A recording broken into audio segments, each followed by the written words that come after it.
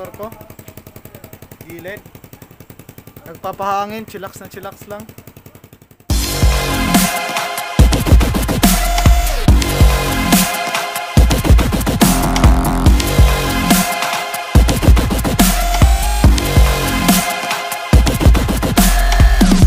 Ayan mga ka-etchos, nandito na naman tayo sa aking work. Ayan. Ayan yung motor ko. Gilid. Nagpapahangin, chillax na chillax lang. Ayan. Ayan yung motor ni Master Sergeant Conan. So, meron akong ipapakilala sa inyo guys. Andito yan. So, meron akong ipapakilala sa inyo mga ka-etchos. Ayan. Balunggay yan mga ka-etchos, tanim ko. Sili. So ayan nga mga ka-etchos, no. Malunggay. Ano yan sa ano lang yan guys? Ano bang Tagalog sa liso? Ano yan sa mga ka-etchos? Bari yung tinatanim ko dito, yung ano lang niya, yung liso lang. Ayan. Hindi siya sanga.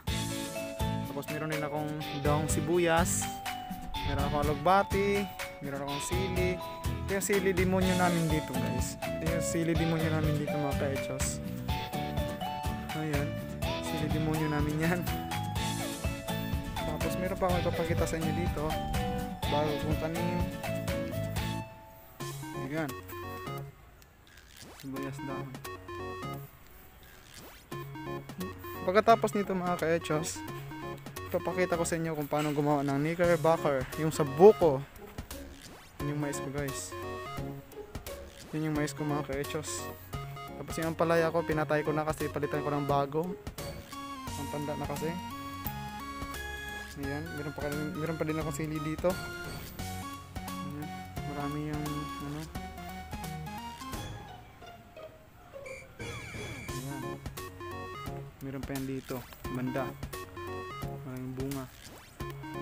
Tapos yung ano to, yung finger sili ko dito mga ka-etchos. Yan, isa pa lang yung malaki na bunga. Yan. Yan siya.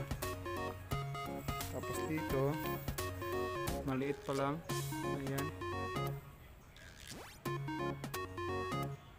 Ayan. Meron din akong okra. Nag-iisang okra. Ayan. So ayan nga mga ka-etchos, no. Yan yung mga mais ko. Yan lang ang pinag-aabalan ko dito mga ka-etchos pag wala kaming customer sa loob, kasi sobrang napaka-boring talaga sa loob mga ka-etchos pag walang customer. This time mga ka-etchos wala pa rin customer. Maybe mamaya meron na. Ayan. Yan yung garden ko dito mga ka-etchos. Kaya pag boring ako, kung walang ginagawa, dito ako sa aking garden. Meron pa pala mga ka-etchos, luya. Ayan. Luya yan mga ka-etchos, tinatanim ko dito. Ayan. So, ngayon naman mga ka-etchos, ipapakita ko na sa inyo kung paano nga mag-slice ng buko. Yung buko na pinaglagyan natin ng knickerbocker. So mga ka-etchos, excited ka na ba manood kung paano mag-slice ng buko kung gagamitin sa aming knickerbocker in buko mga ka-etchos? Let's watch and see.